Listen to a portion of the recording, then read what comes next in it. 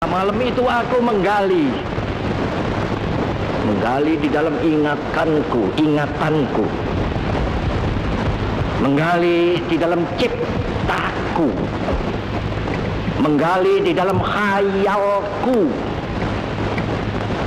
apa yang terpendam di dalam bumi Indonesia ini, agar supaya sebagai hasil dari penggalian itu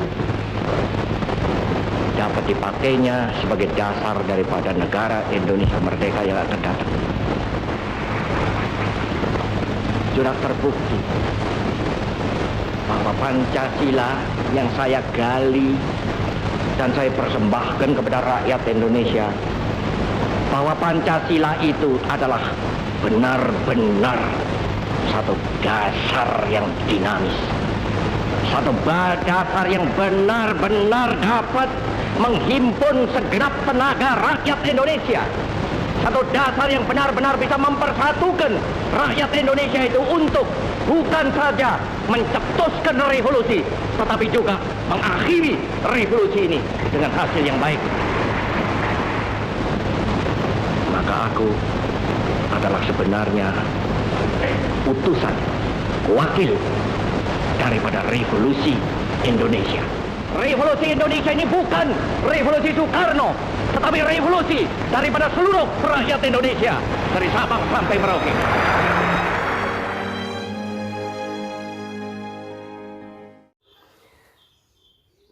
Assalamualaikum warahmatullahi wabarakatuh. Salam jumpa, salam sejahtera untuk kita semua. Saya Muhammad AR kembali menjumpai Anda di Arah 9 Channel. Para pemirsa sekalian, semoga kita semua senantiasa dalam berkah Tuhan.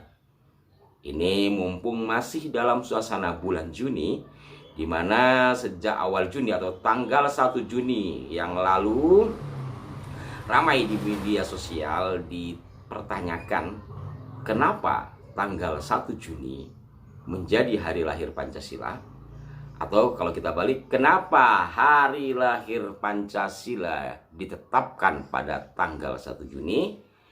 Bahkan pemerintah Republik Indonesia di masa kepemimpinan Presiden Joko Widodo, beliau mengeluarkan Kepres pada tahun 2016 yang lalu yang menjadikan tanggal 1 Juni menjadi hari libur nasional. Pertanyaan itu muncul karena mungkin dari sebagian kita membaca sejarah hanya sebagian-sebagian saja. Dan saya insya Allah akan mengurainya dan bukan berarti untuk menggurui Anda. Kenapa tanggal 1 Juni dijadikan hari lahir Pancasila? Demikian informasi atau pertanyaan yang beredar. Padahal Pancasila yang kita kenal hari ini adalah hasil dari tim 9 atau panitia 9 yang kemudian disahkan pada rapat panitia persiapan kemerdekaan Indonesia tanggal 18 Agustus 1945, yang mana butir-butir Pancasila tersebut terdapat di pembukaan Undang-Undang Dasar 1945. Demikian pertanyaan yang mengemuka. Baik, pelan-pelan kita urai bersama ya. Setidaknya ada dua versi yang mungkin bisa kita urai. Yang pertama tentu dari rentetan sejarah adanya BPUPKI Indonesia Merdeka, kemudian juga adanya PPKI. BPUPKI, Badan Penyelidik Usaha-Usaha Persiapan Kemerdekaan Indonesia, yang dibentuk oleh Jepang. Dalam bahasa Jepangnya adalah Dokuritsu Zumbi Chosukai, di mana pada sidang-sidang BPUPKI ini sang ketua Dr. Rajiman Widyoningrat menanyakan kepada para tokoh yang menjadi anggota dari BPUPKI bahwa kita akan mendirikan sebuah negara. Lantas, singkatannya begitu ya, lantas negara yang kita akan bangun, negara yang kita akan dirikan ini atas dasar apa dan berdasar apa? Dari sinilah kemudian terjadi rentetan jawaban dari para tokoh yang hadir, setidaknya dimulai dari tanggal 29, tanggal 30, tanggal 31 Mei 1945 bergulir. Di situ juga ada penyampaian dari Bapak Dr. Supomo, kemudian ada dari Bapak Profesor Muhammad Yamin SH, dan pada tanggal 1 Juni giliran dari Insinyur Soekarno yang pada saat itu sebagai anggota BPUPKI memiliki kesempatan untuk berpidato menyampaikan atau menjawab pertanyaan dari sang ketua BPUPKI Dr. Rajiman. Para pemirsa sekalian, setelah berapi-api Bung Karno menyampaikan jawaban dalam pidatonya terkait dengan keinginan merdeka selekas-lekasnya, keinginan bangsa Indonesia untuk meraih kemerdekaan selekas-lekasnya, pada bagian akhir beliau fokus kepada dasar negara. Beliau fokus kepada falsafah negara. Negara kita kelak ketika berdiri, negara kita ketika kelak merdeka akan berdasarkan apa? Beliau menyebut 5 butir, di mana 5 butir itu yang beliau sebut, yang beliau istilahkan dengan Pancasila. Para pemirsa sekalian, adapun 5 butir yang disampaikan oleh Bung Karno, atau mungkin kalau direndeng kalimatnya begini, menjawab pertanyaan dari Ketua BPUPKI. Negara kita yang akan kita dirikan ini atas dasar apa? Bung Karno pada ujung pidatonya mengatakan, negara yang akan kita dirikan ini berdasarkan, pertama, kebangsaan Indonesia, kedua, internasionalisme atau pri kemanusiaan, yang ketiga, mufakat atau demokrasi, yang keempat, kesejahteraan sosial. Bung Karno melanjutkan, prinsip yang kelima, hendaknya menyusun Indonesia merdeka dengan bertakwa kepada Tuhan Yang Maha Esa. Prinsip ketuhanan. Itu artinya sila kelima atau butir kelima adalah ketuhanan Yang Maha Esa. Pada bagian berikutnya Bung Karno mengatakan bahwa kelima dasar ini namanya adalah Pancasila. Bukan Pancadharma. Beliau juga menyebut Pancadharma. Bukan Pancadharma, tetapi Pancasila. Nah, kata Pancasila dengan 5 butir untuk menjadi dasar negara yang akan didirikan inilah yang kemudian menjadi patokan bahwa kata Pancasila pertama disampaikan dalam forum resmi BPUPKI pada tanggal 1 Juni 1945. Maka dari ini, para pemirsa sekalian, kemudian dikenallah tanggal 1 Juni 1945 sebagai hari lahir Pancasila. Namun muncul pertanyaan, tetapi kan Pancasilanya berbeda dengan yang ada di pembukaan Undang-Undang Dasar 1945. Ya, betul. Tetapi inilah perguliran dalam sidang-sidang yang berlangsung. Pada antara bulan Juni, antara 1 Juni sampai nanti bulan Juli terjadi reses. Kemudian BPUPKI membuat rapat tidak resmi. Demikian dalam buku BPUPKI. Dalam rapat tidak resmi itu yang hadir 38 anggota. Kemudian di situ dibentuk panitia kecil untuk mengelompokkan persoalan-persoalan yang masuk. Kemudian membentuk panitia 9. Panitia 9 inilah yang ditugaskan untuk merancang pembukaan Undang-Undang Dasar 1945, di mana ketuanya adalah Bung Karno. Nah, apabila pada bagian akhir dari pembukaan Undang-Undang Dasar 45 itu terangkum 5 sila yang kemudian kita kenal sebagai Pancasila, dan ketua dari panitia 9 itu adalah Bung Karno, ya otomatis dong, otomatis secara logika Bung Karno mempengaruhi anggota yang 9. Dan menurut catatan buku BPUPKI juga bahwa Undang-Undang Dasar kita mulai dari Undang-Undang Dasar kita juga mengacu kepada pidato Bung Karno tanggal 1 Juni. Kenapa? Karena pada saat itu sangat mendesak sehingga tidak ingin ribet-ribet, cekaos, demikian istilah Bung Karno, sehingga merujuk karena memang sudah luar biasa apa yang disampaikan oleh Bung Karno, termasuk juga oleh Dr. Sutomo ya, oleh Dr. Supomo, kemudian juga Pak Yamin. Di Undang-Undang Dasarnya nanti mengacu juga kepada dua pendapat tokoh ini. Tetapi untuk Pancasila yang menjadi bagian dari pembukaan Undang-Undang Dasar yang sebelumnya juga dikenal dengan istilah Piagam Jakarta. Terkait dengan Piagam Jakarta ini akan saya bahas pada lain kesempatan biar lebih detail. Jadi di pembukaan Undang-Undang Dasar 1945 di situ tertera Pancasila, yang mana ketua dari tim 9 adalah Bung Karno, ya otomatis mengarahnya ke sana.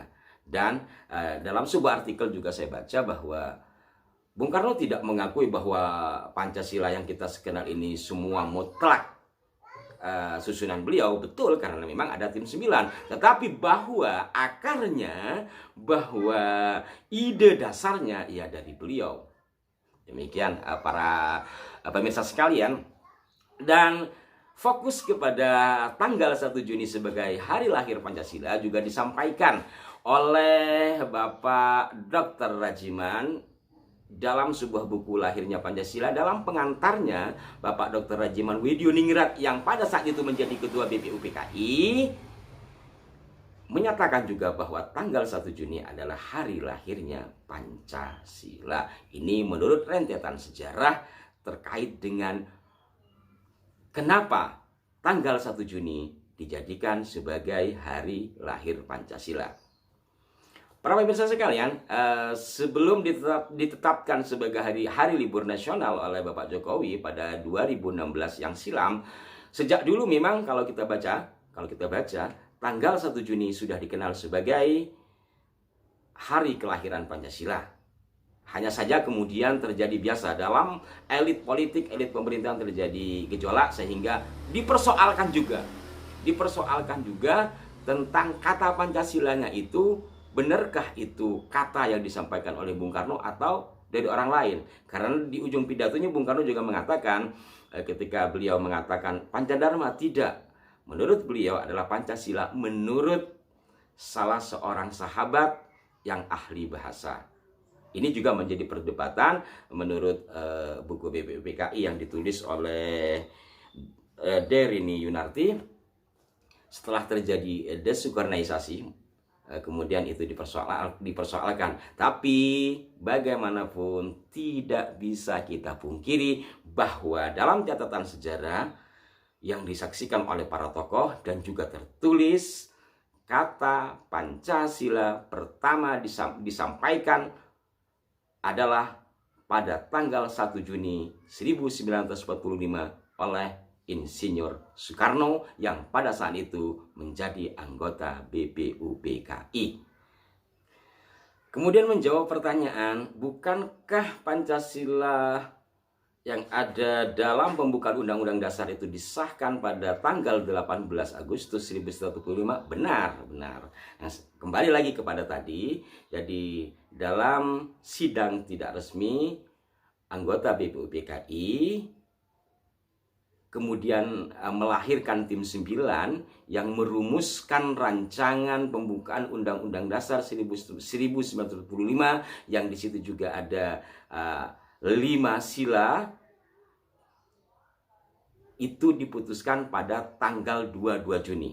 Jadi semua anggota menyetujui pembukaan Undang-Undang Dasar dengan 5 sila yang ada di sini. Yang dokumen ini oleh Bapak Muhammad Yamin disebut dengan atau diistilahkan dengan Piagam Jakarta. Namun pembukaan Undang-Undang Dasar dengan Pancasilanya ini kelak di kemudian hari setelah Indonesia merdeka, tepat tanggal 18 Agustus 1945 dalam sidang PPKI, Panitia Persiapan Kemerdekaan Indonesia, diputuskan oleh forum rapat dengan koreksi sedikit pada sila yang pertama. Jadi intinya apa? Rangkaian sejarah dari tanggal 1 Juni, 22 Juni sampai akhirnya pada tanggal 18 Agustus 1945 tidak lepas dari adanya Insinyur Soekarno. Yang pertama, beliau menyampaikan ide 5 dasar atau 5 sila tersebut. Yang kedua, beliau menjadi ketua dari tim 9. Yang ketiga, pada sidang PPKI beliau juga menjadi ketuanya. Maka tidak akan lepas sebagai seorang ketua untuk mempengaruhi anggota rapat dalam mencetuskan pembukaan Undang-Undang Dasar 1945 yang di situ juga tertera Pancasila. Mudah-mudahan bermanfaat dan mudah-mudahan dapat dicermati dengan baik. Kemudian kalau menurut BPIP, Anda juga bisa menguliknya di situs resmi BPIP. Juga dikisahkan dengan sangat ringkas dan mungkin itu untuk mempermudah kita atau mempermudah para pelajar untuk mengetahui kenapa tanggal 1 Juni menjadi hari lahir Pancasila. Mudah-mudahan kita semua dilindungi oleh Allah Subhanahu wa taala, Tuhan yang Maha Kuasa. Kita semua bisa mengamalkan dari apa yang telah ditelurkan, yang telah diajarkan oleh para pendiri bangsa ini. Mudah-mudahan sekali lagi kita menjadi orang yang Pancasilais, karena Pancasila tidak bertentangan dengan agama apapun. Saksikan terus Arah 9 channel yang insya Allah akan terus berusaha mengulik, mengurai sesuatu yang bermanfaat, bernilai edukasi dan inspirasi. Sampai jumpa. Wassalamualaikum warahmatullahi wabarakatuh. Karena Pancasila